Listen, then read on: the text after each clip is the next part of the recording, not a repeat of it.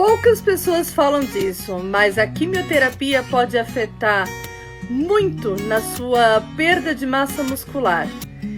E ela afeta toda a sua vida, porque não é só o câncer em si, mas ela lhe traz fraqueza, ela lhe traz falta de movimentos, ela faz perda de massa muscular, ela tem inúmeros problemas que a quimioterapia pode trazer.